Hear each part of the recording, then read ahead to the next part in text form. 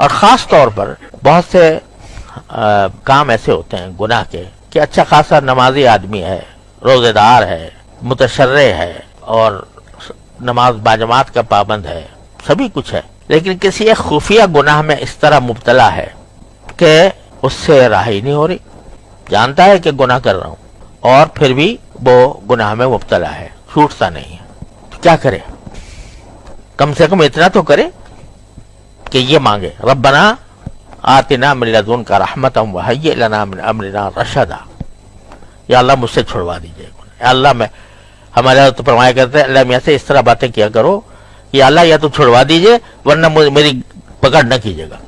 میں نے آپ کے حوالے کر دیا اپنے آپ کو، یا چھڑوا دیجیے یا میری پکڑ نہ کیجیے گا وہاں پہ۔ تو یہ جب بندہ اتنا ربط پیدا کر لیتا ہے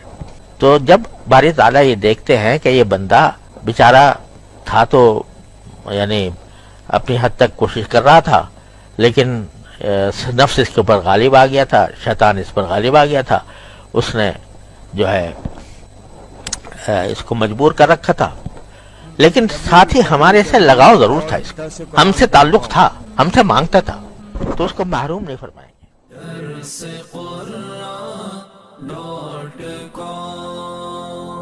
www.darsequran.com